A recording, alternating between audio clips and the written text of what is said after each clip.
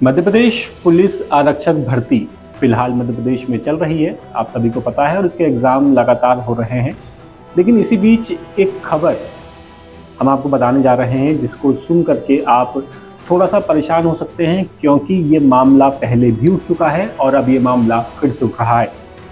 दरअसल खबर ये है कि आदिवासी ज़िले यानी कि धार, अलीराजपुर, बड़वानी, यहाँ के जो उम्मीदवार हैं पुलिस आरक्षक भर्ती के, इनके जो एग्ज़ाम सेंटर हैं वो लगभग 700-800 किलोमीटर दूर सीधी, रीवा, सतना जैसे शहरों में भेजे जा रहे हैं।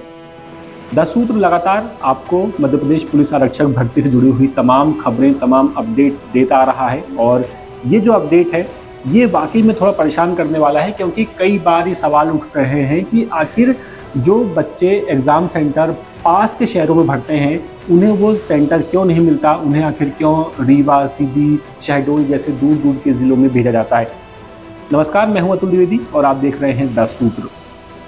बात करें इसी मुद्दे की तो कांग्रेस की जो विधायक है हीरा लाल अलावा, उन्होंने इस मुद्दे को लेकर ट्वीट किया है और उन्होंने इस व्यवस्था पर सवाल उठाए हैं। बता दें कि खबर ये आ रही है कि धार के दही से एक उम्मीदवार को सीधी भेजा गया, मनावर धार से एक युवा को सीधी सेंटर दिया गया, इसी तरह धार की एक महिला उम्मीदवार है, उनका सेंटर भी सीधी में दिया गया है।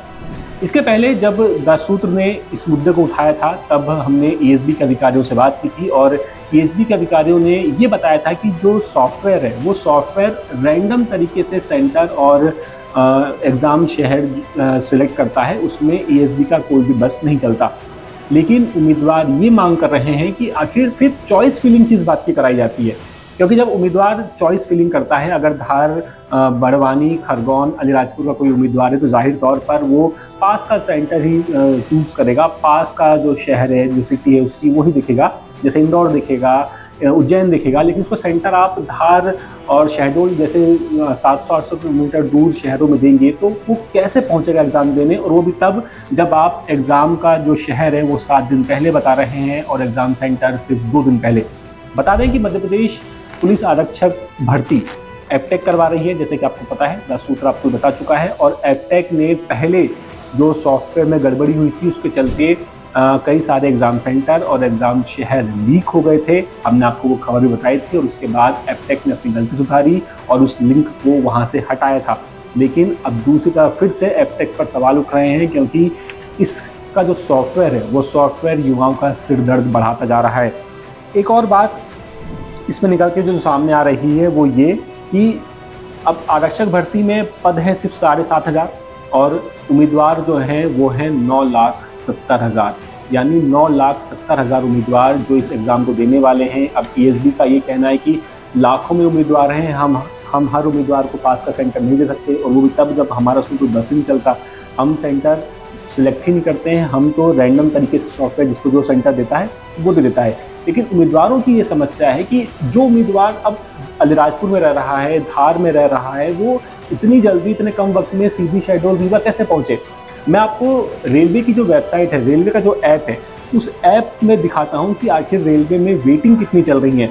और दूसरी तरफ एक बात और मैं आपको बता दूँ कि धार, अलीराजपुर जैसे ज़िलों से डायरेक्ट ना कोई ट्रेन रीवा, सीधी, शहडोल नहीं जाती है। अगर आपको धार से, बड़वानी से, खरगोन से, अलीराजपुर से रीवा, सीधी, शहडोल जाना है तो आपको या तो पहले इंदौर आना पड़ेगा या तो आपको भोपाल आना पड़ेगा।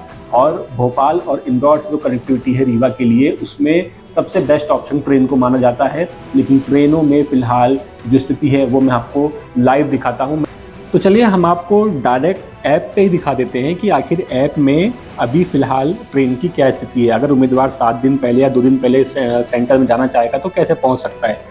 देखिए लाइव एग्जांपल हम आपको दिखाते हैं।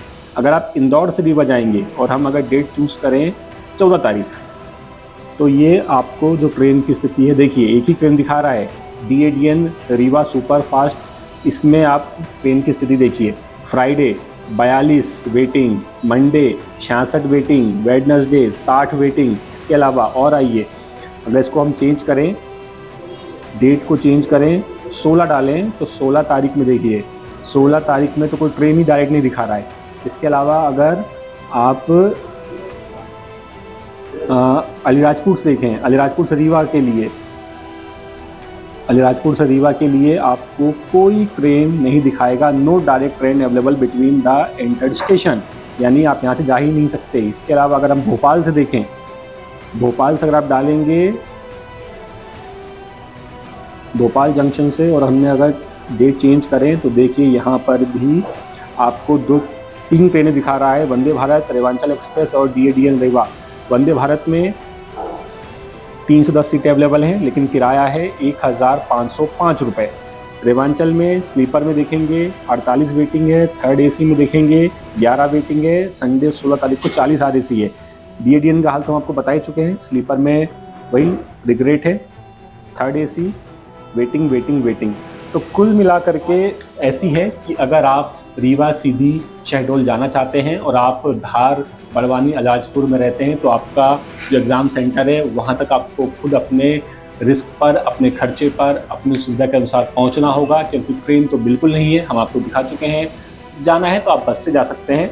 और दूसरी तरफ जो एग्ज़ाम सेंटर उम्मीदवारों ने चूज़ किए थे, भोपाल, उज्जैन, इंदौर, वो उनको मिले नहीं है। उन्हें अब जाना होगा एग्ज़ाम देने, क्योंकि नौकरी उन्हें ही करनी है।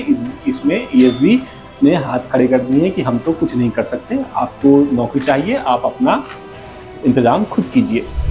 तो फिलहाल कुल मिला के अब देखते हैं ये युवा आखिर अपना इंतज़ाम कैसे करते हैं, और जो वाकई में सपना संजोए बैठे हैं कि उन्हें एक नौकरी मिल जाए, वो किस तरह जा करके इस एग्ज़ाम को पूरा करते हैं। ये पूरी खबर इंदौर से हमारे विशेष संवाददाता संजय गुप्ता लेकर के आए थे। मैं हूं अतुल द्विवेदी, कैमरे के पीछे मेरे साथी सईद खान है। जो भी अपडेट होगा, जैसा भी होगा इस खबर को लेकर के, हम वो भी आप तक जरूर लेकर के आएंगे। मैं आपसे मिलूंगा किसी और खबर में, तब तक के लिए नमस्कार। लेटेस्ट,